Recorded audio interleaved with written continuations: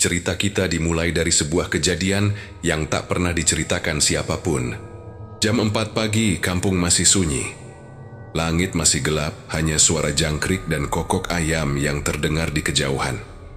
Namun di sebuah rumah sederhana di ujung gang sempit, lampu sudah menyala. Di sanalah Bu Isti, wanita 40 tahun yang tak kenal lelah, tengah sibuk menyiapkan dagangan sayurnya. Tangannya cekatan mengatur sayur di dalam gerobak dorong. Kangkung, kol, tomat, tahu, tempe, semua disusun rapi. Sambil bekerja, ia sesekali melirik ke dapur, memastikan air mendidih untuk merebus jagung manis yang akan ia jual sebagai tambahan. "Pak, aku berangkat duluan ya," ucap Bu Isti sambil menyeka keringat dari keningnya. Pak Bagas, suaminya, hanya mengangguk pelan dari balik pintu kamar. Matanya masih berat. Ia tahu istrinya memang tak pernah lelah berjuang demi keluarga. Kampung yang lengang menjadi saksi perjuangan Bu Isti tiap hari. Ia dorong gerobaknya menyusuri gang, menyapa para ibu rumah tangga dengan senyuman ramah. Wajahnya memang tampak lelah, tapi ada semangat yang selalu terpancar dalam setiap langkahnya. Namun hari-hari belakangan ini berbeda. Dagangan Bu Isti mulai tak laku seperti dulu. Para pelanggan yang biasanya setia kini lebih memilih membeli dari pedagang baru yang lebih muda dan segar. Bu Leni, wanita berusia 30-an itu datang 2 bulan lalu. Langsung menarik perhatian warga dengan dagangan lengkap dan harga lebih murah. Tak hanya itu, Bu Leni juga dikenal pandai merayu pembeli. Setiap pagi terdengar suaranya riang menggoda para ibu yang lewat. Tak heran, gerobaknya selalu dikerubungi pembeli. Bu Isti mulai merasa tertekan. Setiap hari ia pulang dengan banyak sisa sayur. Beberapa mulai membusuk dan ia harus membuangnya. Sambil menahan hati, penghasilan yang menurun membuat dapur rumahnya makin sunyi. Sementara itu, keadaan menantunya Budi makin memburuk. Sudah 2 minggu terbaring karena penyakit paru-paru yang tak kunjung sembuh. Obat yang dibeli di warung hanya meringankan sebentar. Untuk periksa ke rumah sakit, mereka tak punya cukup uang. "Bu, maaf ya, Budi nggak bisa bantu jagain warung," kata Budi suatu pagi dengan napas yang pendek. Bu Isti mengangguk dan mencoba tersenyum, walau hatinya perih. Ia tahu, anak ini sudah seperti anak kandungnya sendiri. Budi adalah suami dari anak perempuannya, Desi, yang kini mengurus rumah sambil merawat suami. Malam itu, Bu Isti duduk di teras rumah. Udara dingin menusuk tulang, tapi pikirannya lebih dingin lagi. Ia memandangi gerobak sayur kosong yang masih terparkir. Sudah 2 hari ia nyaris tak menjual apapun. "Kenapa ya, Tuhan? Aku udah kerja keras tapi rasanya makin berat." Air matanya menetes pelan. Dalam diam ia merasa kalah. Ia ingin menyerah, tapi wajah Desi dan cucu kecilnya melintas di pikiran. Ia tak boleh lemah. Ia harus mencari cara. Dan saat itulah sesuatu yang tak biasa terjadi. Seekor kucing hitam tiba-tiba melintas di depan rumahnya. Matanya tajam, seolah menatap langsung ke dalam hati Bu Isti. Kucing itu diam sesaat, lalu berjalan pelan ke arah jalan kecil, menuju pasar lama, pasar tua yang konon sudah lama tak dipakai, karena dianggap angker. Entah kenapa hati Bu Isti tergelitik untuk mengikuti. Ia berdiri memakai selendang, lalu menyusuri jalan gelap itu. Pasar lama itu benar-benar sunyi. Lapak-lapak tua tertutup debu dan jaring laba-laba. Namun di salah satu sudut, tampak cahaya remang-remang dari lampu taplok. Di sana, duduk seorang perempuan tua berkerudung hitam. Wajahnya keriput, matanya tajam, dan di depannya ada nampan berisi bunga, kemenyan, dan tulang ayam hitam. Bu Isti terpaku. "Sudah lama saya tunggu kau, Isti," kata perempuan itu tiba-tiba, seolah tahu siapa dia. Bu Isti terkejut, mulutnya kaku, tak sempat bicara, ia hanya bisa menatap. "Kalau kau ingin menang, kalau kau ingin daganganmu kembali laris, dan cucumu makan tiap hari, datanglah lagi besok malam. Tapi bawa sesuatu, darah dagingmu sendiri." Perempuan tua itu lalu tertawa pelan. Suaranya seperti teriakan yang ditahan, dingin, dan membuat bulu kuduk meremang. Kucing hitam tadi melompat ke pangkuannya, dan tiba-tiba semuanya gelap. Bu Isti terbangun di depan rumah. Tak tahu bagaimana ia bisa kembali, tapi satu hal yang pasti, ia belum gila dan ia belum bermimpi. Dan malam itu, dunia Bu Isti mulai berubah. Pagi itu, langit tampak cerah. Burung-burung berkicau seperti biasa seolah tak terjadi apa-apa malam sebelumnya. Tapi bagi Bu Isti, dunia terasa lain. Sejak dia terbangun di depan rumahnya, ia tak bisa berhenti memikirkan perempuan tua misterius yang ditemuinya di pasar lama. "Sudah lama saya tunggu engkau, Isti." Kalimat itu terus terngiang di kepalanya. Ia ingin menganggapnya mimpi, tapi bau kemenyan dan rasa dingin di tubuhnya saat bangun pagi tadi terlalu nyata untuk diabaikan. Di dapur, Desi sedang menyuapi Budi, yang duduk lemas bersandar di dinding. Wajah Budi pucat, tubuhnya makin kurus, napasnya pendek dan terdengar berat. Desi tampak berusaha tegar, tapi air matanya sering jatuh diam-diam. Bu Isti hanya bisa berdiri di ambang pintu, memandangi mereka. Dalam hatinya muncul sesuatu yang tak biasa. Suara pelan yang membisikkan, dia lemah, dia bisa menjadi kunci. Pikiran itu membuatnya merinding sendiri. Hari itu Bu Isti tetap berjualan seperti biasa. Ia berusaha mengusir pikiran buruk yang mengganggu. Tapi anehnya saat dia mulai mendorong gerobak keliling kampung, banyak orang tiba-tiba menyapanya lagi. "Bu Isti, saya beli kangkung ya, yang segar itu. Bu, tomatnya bagus-bagus sekarang ya." Dagangannya mulai laris, padahal ia belum melakukan apa-apa. Belum melakukan tumbal. Pulang ke rumah, Bu Isti merasa bingung. Apakah ini pertanda baik? Apakah perempuan itu hanya ingin menakutinya? Atau ini cuma angin lalu, tapi malam harinya semuanya berubah. Tepat jam 12 malam, suara ketukan pelan terdengar dari depan rumah. Tok, tok, tok. Bu Isti terbangun. Ia berjalan pelan ke depan. Tak ada siapa-siapa, hanya gerobak sayur yang tergoyang pelan. Padahal tak ada angin. Lalu terdengar suara lirih di telinganya. Satu langkah lagi, tinggal satu, pilihlah. Dan tiba-tiba ia tahu. Ia tahu apa? Itu yang harus ia lakukan esoknya. Bu Isti bangun lebih awal dari biasanya. Ia tak bicara banyak. Ia hanya menatap Budi yang sedang batuk-batuk di sudut ruangan. Saat Desi keluar rumah untuk beli kebutuhan, Bu Isti masuk ke kamar tempat Budi berbaring, sendirian. "Bud, kamu nggak capek ya, sakit terus?" tanya Bu Isti dengan suara datar. Budi tersenyum lemah. "Capek, Bu, tapi saya mau sembuh. Saya mau kerja lagi bantuin Desi." Bu Isti menggigit bibirnya sendiri. Perasaan bersalah mulai tumbuh, tapi suara itu muncul lagi. Dia siap, dia ikhlas. Malam harinya, Bu Isti pergi lagi ke pasar lama.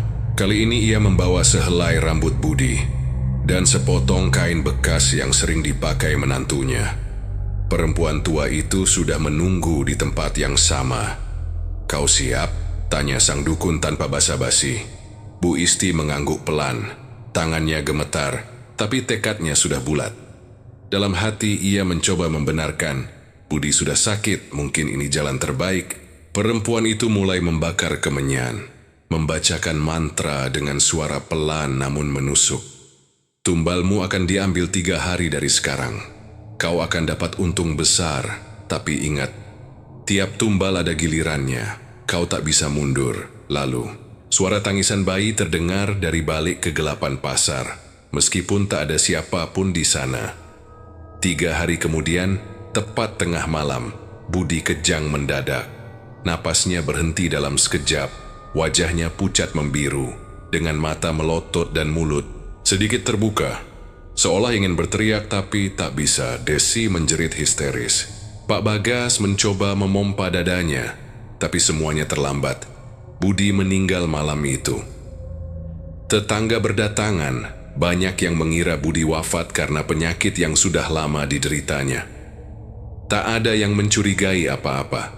Kecuali satu orang, Pak Bagas. Ia melihat bagaimana Bu Isti diam saja selama proses pemakaman, tanpa setetes pun air mata.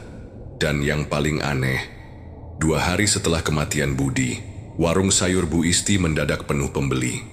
Sayurannya seperti selalu segar, dagangannya seolah punya daya tarik sendiri. Namun di malam hari Bu Isti mulai diganggu. Langkah kaki menyeret, suara batuk pelan, dan kadang bisikan suara Budi, "Bu, kenapa saya?" Sudah seminggu sejak Budi meninggal, namun suasana rumah masih terasa dingin dan sunyi. Desi belum banyak bicara, ia seperti kehilangan separuh jiwanya. Tubuhnya kurus, wajahnya pucat, dan matanya bengkak karena terlalu sering menangis. Ia mencoba tetap merawat anaknya dan membantu Bu Isti di warung, tapi semua terasa berat. Bu Isti di sisi lain justru tampak berbeda. Ia tampak lebih cerah. Warung sayurnya selalu ramai. Gerobaknya nyaris tak pernah pulang dengan sisa. Orang-orang mulai berkata Bu Isti sekarang kaya mendadak, ya, rezekinya deras. Namun tak ada yang tahu bahwa di setiap senyumnya tersembunyi kegelisahan yang menakutkan. Malam itu, Bu Isti tidur lebih cepat dari biasanya. Tubuhnya lelah, tapi pikirannya gelisah. Ia merasa ada yang mengawasinya sejak matahari tenggelam. Suara-suara aneh mulai sering muncul dari dapur, seperti langkah kaki kecil dan bisikan pelan. Saat malam menjelang tengah, ia terbangun. Dari sudut kamar terdengar suara batuk pelan. Lirih, pendek, tapi sangat familiar. Bu Isti mendongak dengan mata membelalak. Tidak ada siapa-siapa. Hanya kipas angin tua yang berputar perlahan dan jendela yang setengah terbuka. Tapi suara itu tidak berhenti. Ia berdiri pelan, mencoba menenangkan diri. Itu cuma halusinasi, cuman pikiran sendiri, gumamnya. Namun saat ia membuka pintu kamar dan menoleh ke dapur, darahnya terasa berhenti mengalir. Di sana, berdiri, sesosok tubuh kurus memakai kaos lusuh berwarna abu-abu. Wajahnya pucat dengan mata hitam kosong. "Budi, Bu," kata sosok itu lirih, suaranya parau dan terdengar berat. "Kenapa saya?" Bu Isti menjerit keras dan langsung menutup pintu kamar. Tubuhnya gemetar. Ia bersandar di pintu sambil menangis. "Maaf, Bud, Ibu nggak punya pilihan. Ibu cuma ingin kalian hidup layak." Namun suara Budi masih terdengar meskipun pintu sudah tertutup rapat. "Saya belum selesai, Bu." Keesokan paginya Bu Isti tampak linglung saat berjualan. Ia lupa memberi uang kembalian, salah menyebut harga, bahkan sempat menjatuhkan timbangan. Warga mulai heran. Mereka melihat perubahan drastis pada Bu Isti. Dagangannya memang laku, tapi wajahnya tampak seperti orang yang tidak tidur berhari-hari. Pak Bagas diam-diam mengamati istrinya. Ia tahu ada yang tak beres. Ia mulai ingat bahwa dulu ia pernah mendengar tentang pesugihan, jalan sesat dengan menukar kekayaan dengan nyawa orang dekat. Namun ia tak ingin menuduh tanpa bukti. Ia hanya terus memperhatikan, menunggu waktu yang tepat untuk bicara. Malam kedua, gangguan makin menjadi. Bu Isti mencoba tidur lebih awal. Ia menutup pintu rapat, menyiram garam di setiap sudut kamar, seperti yang pernah dia dengar dari cerita orang-orang tua. Namun pukul 2 pagi, gerobak sayurnya berderit sendiri di halaman, seolah ada yang mendorongnya.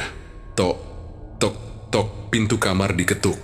Suaranya pelan tapi ritmenya konsisten. Tok, tok, tok, lalu terdengar suara tawa kecil. Tawa Desi. Bu Isti membuka pintu perlahan. Tapi bukan Desi yang ada di sana, melainkan Budi dengan mata kosong dan darah menetes dari mulutnya. Di belakangnya gerobak sayur tampak penuh, bukan dengan sayur, melainkan bagian-bagian tubuh manusia. Tangan, kepala, kaki, semua dalam kondisi membusuk. "Bu, ini dagangan Ibu Hari." "Ini," katanya dengan senyum miring. Bu Isti menjerit lalu pingsan di tempat. Pagi harinya ia ditemukan Desi di ruang tengah, terbaring dan berkeringat dingin. "Ibu mimpi buruk?" tanya Desi lembut sambil mengompres kepalanya. Bu Isti menatap anak perempuannya itu dengan pandangan nanar. "Des, kamu jangan tinggalin ibu ya." Desi hanya mengangguk kecil, tak paham maksud ibunya. Ia pikir, ibunya sedang stres karena ditinggal Budi. Namun Bu Isti tahu, Ini baru permulaan, pesugihan. Tak pernah memberi gratis. Dan kini, setelah tumbal pertama diambil, giliran berikutnya tinggal menunggu waktu. Hari-hari setelah kematian Budi terasa seperti kabut yang tak kunjung hilang. Bu Isti masih berjualan, dagangannya semakin laris. Banyak tetangga mulai memuji keberuntungannya. Rezeki Bu Isti deras banget sekarang. Sayurannya selalu segar, harganya pas. Kayaknya benar-benar berkah, kata salah satu pelanggan tetap. Namun di balik senyum yang dilemparkan ke pelanggan, Bu Isti menyimpan rasa takut yang makin dalam. Mimpi buruk tak pernah absen. Sosok Budi terus menghantui. Kadang hanya dalam bayangan, kadang menampakkan diri di sudut rumah, dan yang paling sering lewat suara. "Bu, saya kedinginan, kenapa saya, Bu?" Suara itu muncul setiap malam. Bahkan kadang di siang bolong, saat rumah sepi dan hanya suara kipas yang terdengar. Suara itu mendadak menyelip di antara desir angin. Pak Bagas mulai curiga. Ia perhatikan, perubahan istrinya makin jelas. Bu Isti sering bicara sendiri. Matanya kosong dan kini sering melamun lama di dapur sambil memegang cobek batu yang tidak pernah dipakai lagi. Suatu malam saat Bu Isti tertidur di kursi ruang tamu, Pak Bagas membuka lemari kecil, tempat istrinya menyimpan dagangan sisa dan peralatan jualan.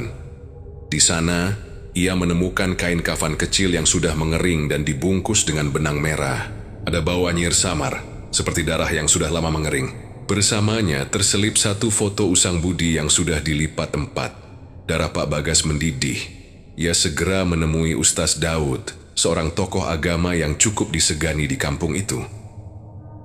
"Pak Ustaz, saya mau tanya, kalau ada orang yang tiba-tiba kaya tapi keluarganya kena musibah satu persatu, dan dia simpan benda-benda aneh, apa itu artinya dia ikut pesugihan?" Tanya Pak Bagas lirih. Menahan emosi, Ustaz Daud terdiam sejenak, lalu menjawab, "Biasanya begitu, Pak. Pesugihan memang menawarkan kekayaan instan, tapi dengan harga yang mahal, tumbal. Biasanya darah daging sendiri. Kadang dimulai dari yang sakit, lalu berlanjut ke yang lain. Kalau tidak dihentikan, pelakunya bisa berakhir lebih buruk." Pak Bagas menunduk. Tangan mengepal, ia mulai yakin istrinya telah menukar nyawa Budi dengan uang. Malam harinya, Pak Bagas menunggu hingga rumah sepi. Desi sudah tertidur bersama anaknya, dan Bu Isti duduk sendirian di dapur memandangi lilin yang menyala redup. "Kenapa kamu, Ist?" tanya Pak Bagas pelan, duduk di samping istrinya. Bu Isti terkejut. Ia menyembunyikan sesuatu di balik piring, tapi terlambat. Pak Bagas sudah melihatnya. "Kamu masih simpan ini?" tanya Pak Bagas, mengambil segumpal rambut yang diikat tali hitam dari bawah piring. Bu Isti gemetar.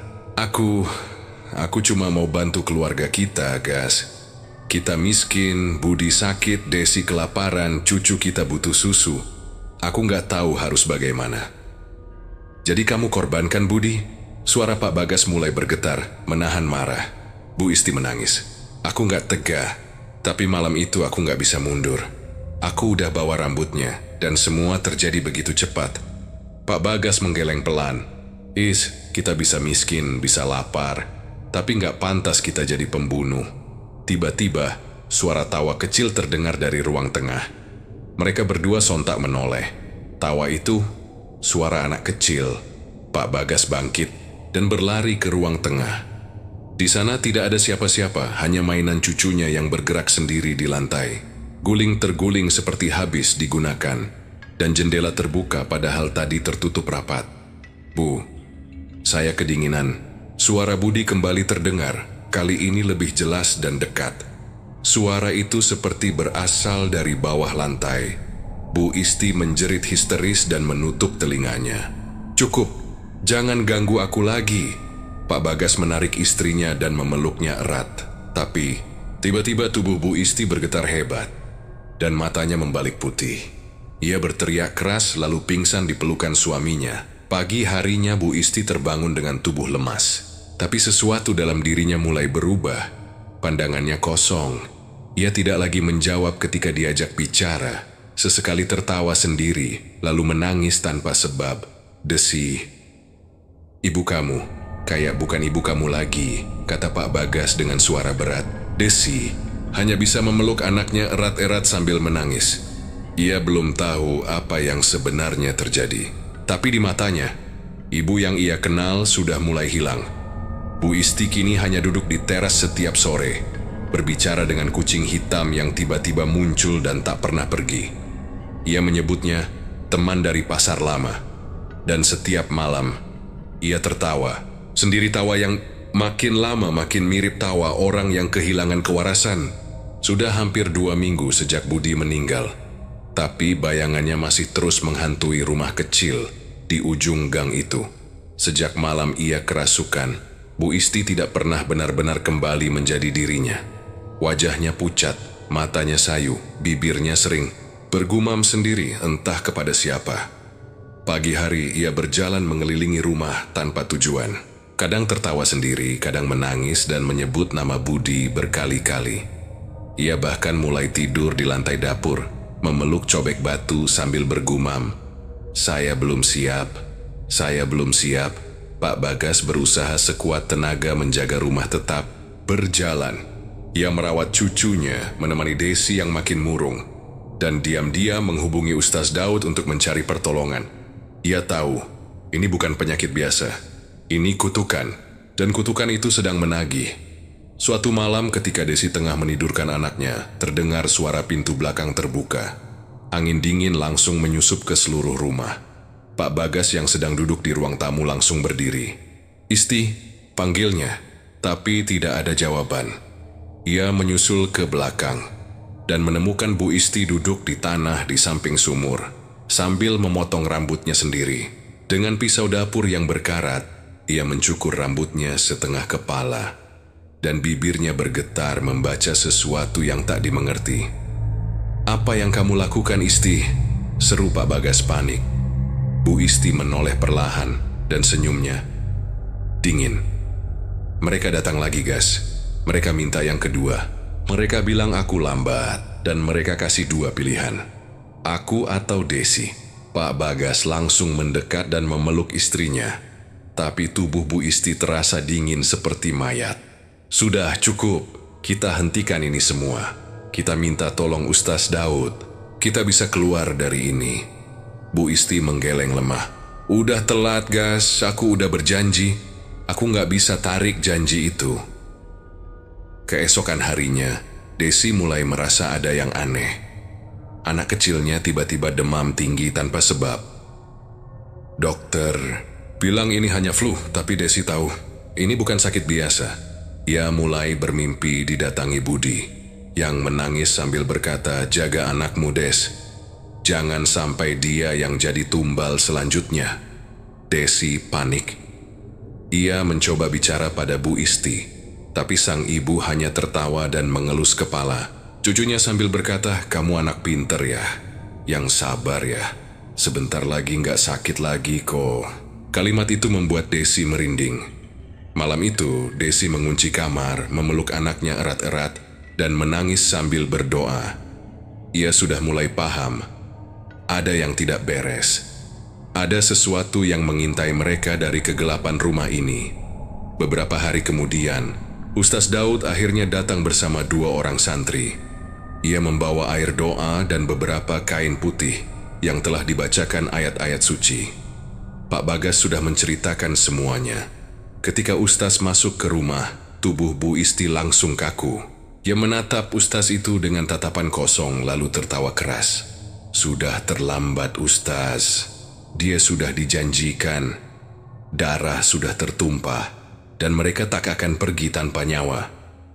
Tubuh Bu Isti tiba-tiba menggeliat seperti ular, lalu ia pingsan. Salah, satu santri segera menuangkan air doa ke tubuh Bu Isti sambil membaca ayat-ayat. Tubuhnya kejang-kejang hebat. Lalu, keluar suara berat dari mulut Bu Isti, bukan suaranya, melainkan suara lelaki tua serak. "Isti sudah milik kami. Tumbal belum. Lunas kau ganggu, kau ikut masuk." Ustaz Daud tak gentar. Ia terus membaca ayat suci dengan keras. Setelah hampir 1 jam penuh, suara itu perlahan melemah, dan akhirnya Bu Isti terkulai lemas, tertidur seperti orang koma. Saat ia terbangun keesokan harinya, Bu Isti tidak bicara. Ia hanya menatap langit-langit, matanya kosong. Ia seperti kehilangan seluruh ingatannya, tak mengenal siapapun. Bahkan saat Desi memeluknya, ia hanya terdiam, meneteskan air mata pelan-pelan. Pak Bagas menatap istrinya dengan pilu. "Kamu sudah jadi tumbal sebelum mereka sempat ambil Desi." Sejak hari itu, Bu Isti hanya bisa duduk diam di kursi rotan tua di teras. Rambutnya tidak pernah tumbuh lagi, matanya selalu menatap jauh ke depan, ke arah yang tak bisa dilihat siapapun. Desi dan anaknya akhirnya pindah ke rumah orang tuanya jauh dari kampung itu. Pak Bagas tetap tinggal menjaga Bu Isti yang kini sudah seperti benda mati dengan tubuh bernyawa. Setiap malam, angin masih berhembus kencang dari arah sumur dan suara Budi kadang masih terdengar di tengah malam. "Bu, saya kedinginan." Sudah 1 bulan berlalu sejak Bu Isti kehilangan kesadaran jiwanya. Meski tubuhnya masih hidup, pikirannya seperti tersesat di dunia yang tidak bisa dijangkau oleh siapapun. Ia hanya duduk diam di kursi reyot depan rumah, menatap kosong ke arah jalan setapak seakan sedang menunggu seseorang atau sesuatu. Sementara itu, Desi dan anaknya tinggal di rumah orang tuanya, jauh dari kampung. Ia masih dihantui trauma atas kematian Budi dan kegilaan mertuanya. Tapi setiap malam suara itu tetap datang, suara Budi dalam mimpinya. "Det, kamu belum tahu semuanya." Pesan itu membuat Desi mulai curiga. Ada sesuatu yang belum terungkap. Sesuatu yang lebih besar daripada sekadar pesugihan yang dilakukan oleh ibu mertuanya. Suatu pagi, Pak Bagas membersihkan gudang belakang rumah. Saat mengangkat peti kayu tua yang sudah berdebu, ia menemukan satu kotak besi kecil terkunci dengan tali rafia dan dipaku dengan paku besar. Di atas kotak itu tertulis dengan spidol merah, "Jangan dibuka jika tidak siap melihat kebenaran." Dengan tangan gemetar, ia membuka pakunya satu persatu. Di dalam kotak itu terdapat beberapa kertas tua berwarna kecoklatan, berisi tulisan tangan Bu Isti. Tulisan itu seperti buku harian, mulai dari curhat tentang persaingan dengan Bu Leni, rasa tertekan karena kemiskinan, hingga akhirnya catatan tentang pasar pesugihan. "Aku mendapat alamat itu dari seseorang di pasar lama. Namanya Pak Dirman. Dia bilang ada tempat di luar desa tempat para pedagang datang jika ingin rezeki yang cepat. Aku pergi malam hari. Pasar itu tidak ada di siang hari, hanya buka malam Jumat Kliwon. Mereka menyebutnya Pasar Gelap Sendang Tirta. Di sana tak ada suara manusia, semua seperti bayangan. Aku disuruh membawa foto keluarga, segumpal rambut, dan darah dari orang yang dekat. Setelah memberikan semuanya, aku diberi koin hitam. Kata mereka, selama aku terus menjual barang dari pasar itu, uang akan terus datang. Tapi jika berhenti, tumbal akan datang dari dalam rumah sendiri." Pak Bagas membaca semua itu dengan napas tercekat. Ia akhirnya sadar, Bu Isti bukan satu-satunya. Jika pasar itu ada, artinya orang lain juga bisa saja ikut. Mungkin Bu Leni. Kecurigaan Pak Bagas bukan tanpa alasan. Sejak Bu Isti sakit, warung sayur Bu Leni mendadak meledak laris. Lebih ramai dari biasanya, harga lebih murah, dagangan lebih segar, dan anehnya, Bu Leni selalu tampak segar dan berseri. Padahal dulu dagangannya biasa saja, bahkan sempat hampir gulung tikar. Suatu malam Pak Bagas memutuskan menyelidiki. Ia pura-pura tertidur. Lalu sekitar pukul 2 dini hari, ia keluar rumah diam-diam. Ia tahu arah rumah Bu Leni. Dan benar saja, dari kejauhan terlihat gerobak sayur bergerak sendiri keluar dari garasi Bu Leni. Gerobak itu didorong oleh bayangan hitam, sosok tinggi besar tanpa wajah. Pak Bagas mengikuti dari jauh hingga sampai di jalanan kecil dekat sawah yang jarang dilewati. Ternyata gerobak itu menuju pasar lama. pasar tua yang sudah tutup puluhan tahun lalu karena kebakaran. Tapi malam itu, pasar itu penuh cahaya merah temaram, dan banyak gerobak lain berkumpul. Mereka tidak bersuara, hanya bayangan-bayangan. Saling berdagang dalam diam, jantung Pak Bagas berdegup kencang. Ia menyaksikan dengan matanya sendiri, pasar gelap Sendang Tirta benar-benar ada.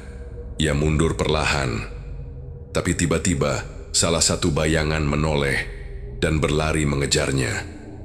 Pak Bagas berlari sekencang mungkin, hampir terpeleset di sawah, hingga akhirnya berhasil masuk ke halaman rumah dan mengunci pintu. Nafasnya terengah-engah. Paginya ia demam tinggi selama 2 hari. Saat ia sembuh, Pak Bagas memanggil Ustaz Daud lagi. Dia menceritakan apa yang ia lihat.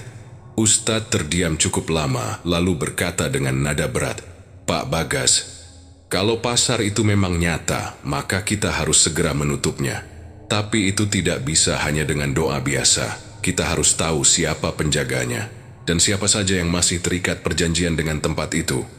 Pak Bagas mengangguk. "Bu Leni, saya yakin dia juga ikut." Sementara itu, Bu Isti di kursi tuanya tiba-tiba menangis tanpa suara. Air matanya mengalir deras, tapi mulutnya hanya bergetar. Lalu ia berkata pelan seperti mimpi, "Mereka nggak puas. Mereka minta lebih, dan mereka nggak mau ditinggal sendiri."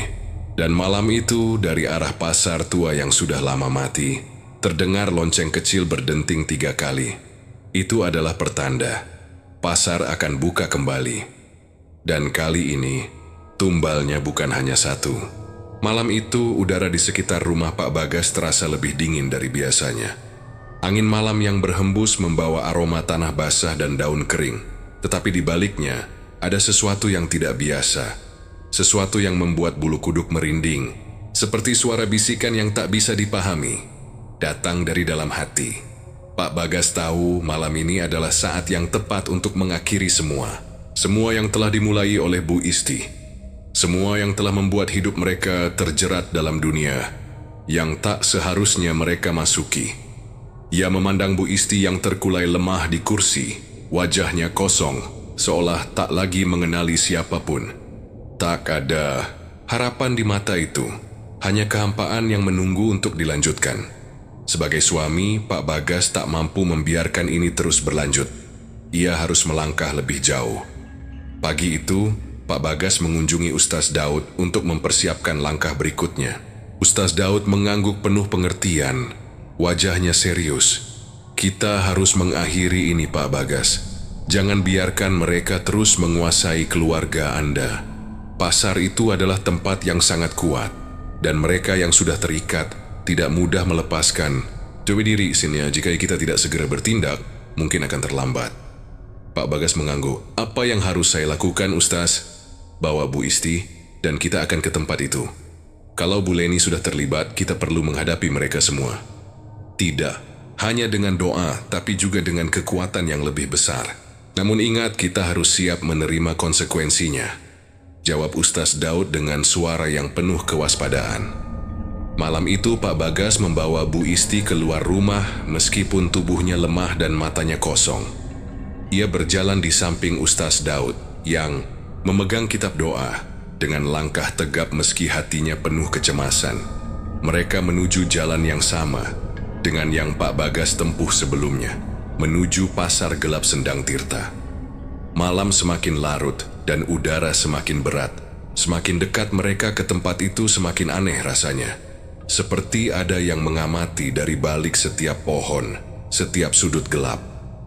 Saat mereka sampai di tepi sawah, Pak Bagas melihat gerobak-gerobak lain sudah mulai bergerak. Bayangan-bayangan hitam mulai terlihat bergerak tanpa suara, memasuki pasar yang tampaknya muncul begitu saja dari kegelapan malam.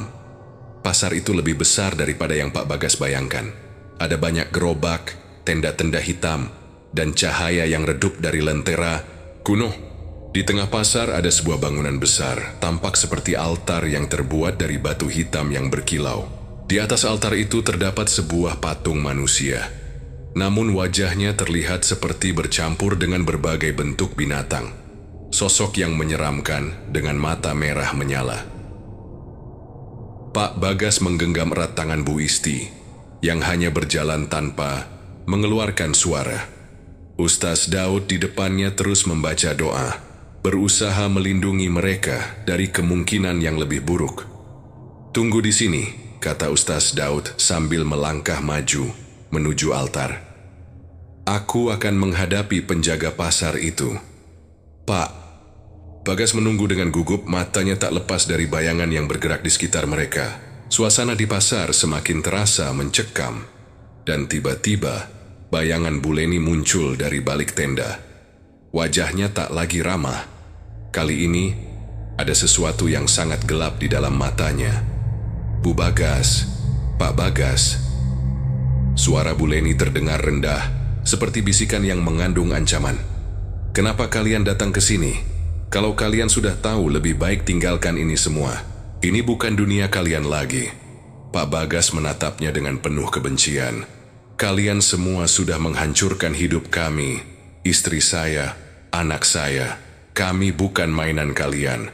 Saya akan menghentikan ini." Bu Leni tersenyum miris. "Kalian tidak bisa berhenti. Sudah terlambat. Kami sudah berjanji pada mereka. Kami terikat pada perjanjian darah." Tiba-tiba suara gaduh terdengar dari arah altar. Makhluk besar muncul dari balik bayangan. Itu adalah sosok yang lebih menyeramkan dari yang Pak Bagas bayangkan, seperti manusia. Namun tubuhnya dipenuhi kulit yang mengeriput, dengan sayap kelelawar besar dan mata yang memancarkan api. Itu adalah penjaga pasar yang tidak pernah tampak di siang hari, tetapi sangat nyata di malam seperti ini. "Kalian yang datang mengganggu kami, siap-siap menerima hukuman." Makhluk itu mendekat, tetapi Ustaz Daud tiba-tiba berdiri di depan altar, memegang kitab doa dengan tangan yang gemetar, tapi penuh tekad. "Kami tidak takut pada kalian. Kami datang dengan kekuatan yang lebih besar. Dengan iman, kami bisa mengalahkan kalian," teriak Ustaz Daud sambil membaca doa dengan keras. Langit tiba-tiba berubah gelap dan suara menggelegar terdengar di udara, seperti ada guntur yang menggelegar.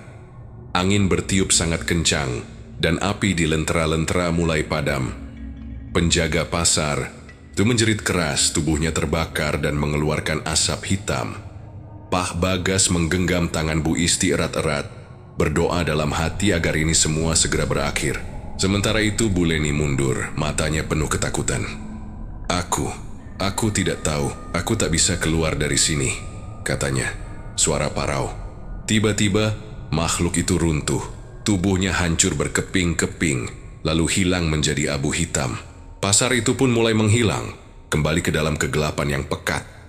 Keesokan harinya, Pak Bagas dan Bu Isti kembali ke rumah. Bu Isti tidak lagi terjaga dalam kegilaan. Wajahnya sedikit lebih hidup, matanya sedikit lebih jelas. Namun, ada sesuatu yang hilang dalam dirinya, sesuatu yang tak bisa diungkapkan dengan kata-kata. Pasar gelap Sendang Tirta sudah lenyap, tetapi bayangannya tetap mengerikan dalam ingatan mereka. Dan meskipun Pak Bagas berhasil menyelamatkan keluarganya dari kutukan itu, ia tahu bahwa pasar itu mungkin tidak benar-benar hilang. Mungkin ia hanya menunggu kesempatan untuk kembali mencari korban berikutnya.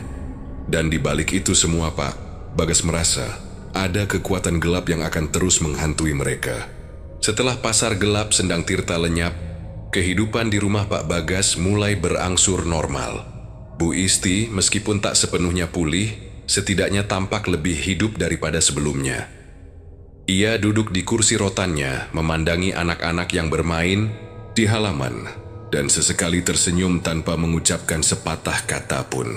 Sesekali Pak Bagas melihat matanya tampak jauh, seolah sedang mengingat sesuatu yang terlupakan. Namun, di balik ketenangan yang tampak, ada sesuatu yang masih mengganjal di hati Pak Bagas. Pasar itu, pasar gelap, meskipun sudah hilang di malam itu, tetap terngiang dalam pikirannya. Keadaan yang penuh dengan bisikan dan bayang-bayang gelap itu, seolah masih mengikuti mereka, bersembunyi di balik kabut pagi, atau suara angin yang berdesir. Setiap malam, meskipun sudah hampir 2 bulan berlalu, Pak Bagas merasa ada yang mengawasi mereka dari kejauhan. Pintu-pintu rumah terkadang berbunyi aneh, seperti ada yang mengetuk, meski tak ada siapapun di luar. Di beberapa malam, ia mendengar langkah kaki di lantai atas rumah kosong, meskipun rumah mereka hanya terdiri dari satu lantai. Desi pun, meskipun tinggal jauh di rumah orang tuanya, kadang-kadang mengirim pesan cemas. Ia merasa ada yang aneh dengan keadaan mereka.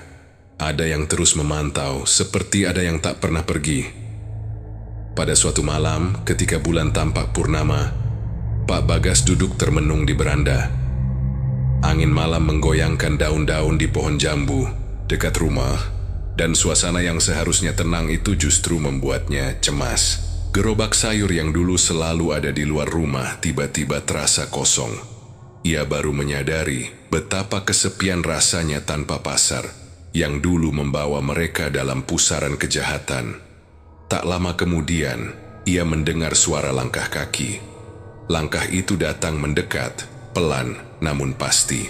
Pak Bagas berdiri dan melangkah ke depan pintu, mengintip dari celah jendela. Di sana, di luar rumah, berdiri seorang pria tua dengan jubah hitam yang panjang. Wajahnya tertutup dengan tudung, tapi Pak Bagas bisa melihat sepasang mata yang berkilat. Tak penjaga besar gelap yang pernah ia lihat. Pak Dirman, pikirnya. Pak Bagas langsung membuka pintu dan keluar dengan hati berdebar. Pak Dirman, apa yang kamu lakukan di sini? Pria tua itu tidak menjawab, hanya tersenyum lebar, senyum yang mengerikan.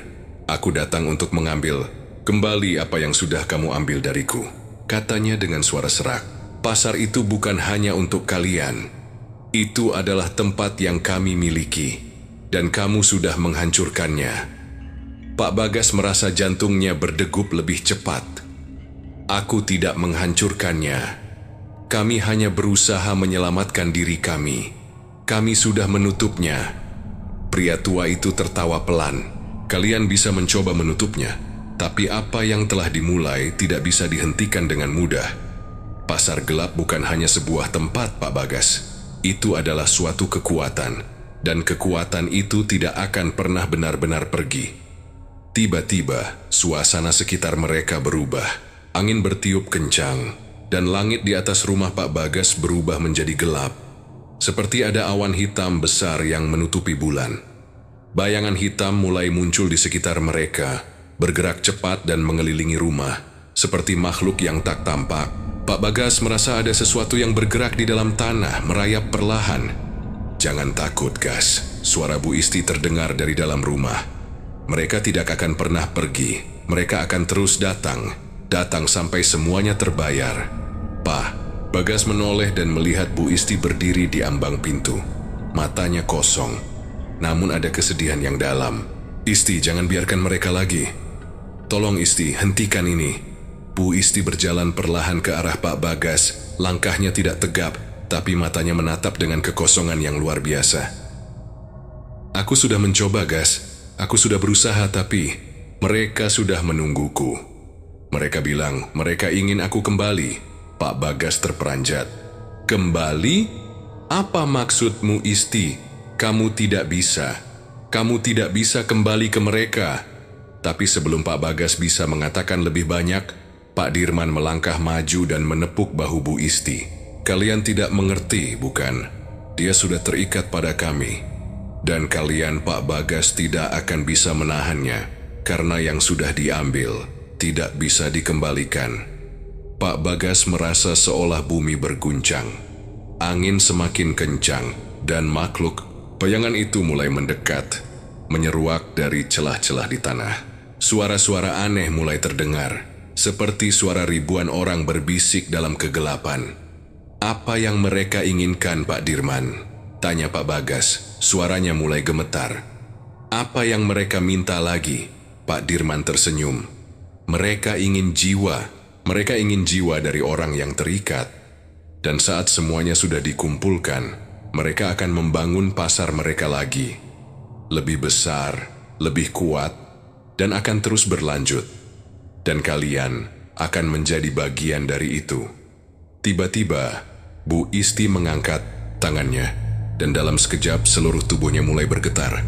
Suara tawa mengerikan terdengar dari mulutnya, suara yang bukan suara Bu Isti. seolah ada sesuatu yang menguasai dirinya. Gas. Mereka bilang aku harus kembali untuk melunasi semuanya, katanya dengan suara yang bukan miliknya, suara yang dalam dan berat. Pak Bagas berlari ke arah Bu Isti, tetapi saat tangannya menyentuh tubuhnya, sebuah arus energi yang sangat kuat mengalir melalui tubuh Bu Isti, membuatnya terhuyung mundur. Makhluk-makhluk bayangan mulai mengerumuni mereka, seperti sedang menunggu sesuatu. Saat itu suara doa Ustaz Daud terdengar keras bergema di sekitar rumah. Ustaz Daud telah tiba. Dengan kitab doa di tangan, ia menghadap ke arah Pak Bagas dan Bu Isti, membaca doa-doa yang menentang kekuatan gelap itu. Dengan izin Allah, aku mengusir kalian dari tempat ini, teriak Ustaz Daud. Angin tiba-tiba berubah arah. Bayangan-bayangan itu mulai mundur, terbakar oleh cahaya doa yang terpancar dari kitab Ustaz Daud. Pak Dirman menjerit kesakitan, tubuhnya mulai tercerai-berai, berubah menjadi debu hitam yang terbawa angin. Namun, saat semuanya tampak hampir selesai, sebuah suara keras menggema dari dalam tanah. Ini belum selesai, Pak Bagas. Pasar akan kembali. Kalian hanya menunda takdir. Suara itu menghilang seiring dengan hilangnya bayangan-bayangan, dan malam pun kembali tenang. Tetapi Pak Bagas tahu bahwa pasar itu belum benar-benar pergi. Pasar itu akan kembali suatu saat nanti, lebih besar dan lebih kuat. Namun untuk sekarang mereka berhasil bertahan. Malam itu Pak Bagas dan Bu Isti merasa seolah dunia mereka berubah selamanya. Pasca kejadian di pasar gelap, meskipun mereka berhasil mengusir kekuatan gelap itu, hati Pak Bagas tak bisa sepenuhnya tenang. Ada sesuatu yang terus mengganggu pikirannya. Sebuah rasa takut yang tak bisa dihindari. Sebuah perasaan tak terucapkan yang seolah berkata bahwa mereka hanya sementara terbebas. Keadaan Bu Isti mulai membaik setelah pertemuan dengan Ustaz Daud. Matanya kembali lebih hidup, dan meskipun masih ada bekas-bekas dari kegelapan yang pernah menguasainya, ia terlihat lebih stabil. Tetapi di balik segala perubahan itu, ada rasa cemas yang terus menghantui Pak Bagas. Ia merasa ada sesuatu yang belum tuntas, sesuatu yang akan datang kembali untuk menuntut harga yang lebih mahal. Malam itu, Pak Bagas memutuskan untuk melangkah lebih jauh, untuk benar-benar mengakhiri segala sesuatu yang terjadi, untuk mencari tahu apa yang masih terikat pada mereka. Tanpa memberitahukan siapapun, ia memutuskan untuk pergi ke hutan Sendang Tirta, tempat yang konon menjadi awal mula pasar gelap. Ia merasa jika ia tidak pergi ke sana, rasa cemas ini tidak akan pernah hilang. Bu Isti menatapnya dengan pandangan kosong saat Pak Bagas berbicara tentang niatnya. "Gat, kamu tidak perlu ke sana," kata Bu Isti dengan suara yang serak. "Mereka tidak akan pernah melepaskan kita begitu saja." Pak Bagas menggenggam tangannya, memberikan senyuman yang penuh harapan. "Aku harus mengakhiri semuanya. Isti, kita sudah cukup menderita. Aku tidak akan biarkan mereka menguasai kita lagi." Dengan langkah berat, Pak Bagas meninggalkan rumah. Ia menyusuri jalan yang semakin gelap, menuju hutan yang semakin menakutkan. Setiap langkah yang ia ambil semakin terasa berat, seperti ada yang mengikutinya. Setiap suara angin yang berbisik di pepohonan membuat kulitnya merinding. Sesuatu terasa sangat salah, namun ia tidak bisa berhenti. Kegelapan itu memanggilnya, menariknya masuk lebih dalam ke dalam hutan. Di dalam hutan itu, udara semakin dingin dan semakin sesak. Pak Bagas merasakan beban di dadanya, seperti ada yang menekannya, membuatnya sulit bernapas. Tiba-tiba, di antara pepohonan yang gelap, ia melihat sebuah cahaya kecil yang berpendar. Cahaya itu seperti menariknya, memandu langkahnya. Ia mengikuti cahaya itu hingga ia sampai di sebuah taman yang terlupakan. Tempat yang penuh dengan patung-patung tua dan batu-batu besar yang terletak acak-acakan. Di tengah taman itu ada sebuah sumur besar yang mengeluarkan cahaya aneh, seolah-olah dunia bawah tanah sedang bergemuruh di dalamnya. Pak Bagas berhenti sejenak. Hatinya mulai berdetak kencang. Pasar gelap, tempat yang dulu ia coba hindari, kini berada di hadapannya. Di dalam sumur itu, ia bisa melihat bayangannya sendiri. namun wajahnya tidak tampak seperti dirinya. Wajah itu gelap, penuh dengan kekosongan, seolah mengingatkan Pak Bagas akan perjanjian yang tak pernah bisa dilupakan. Pak Bagas merasakan ada sesuatu yang memanggilnya. Tanpa sadar, ia mulai melangkah ke arah sumur itu. Semakin dekat, semakin larut dalam cahaya aneh yang keluar dari dalam sumur. Bayangan di dalam sumur itu tersenyum lebar, mengerikan dan semakin nyata seiring dengan langkah Pak Bagas. Tiba-tiba suara tawa yang mengerikan terdengar di sekitar taman. Dari balik pepohonan makhluk-makhluk hitam muncul satu persatu.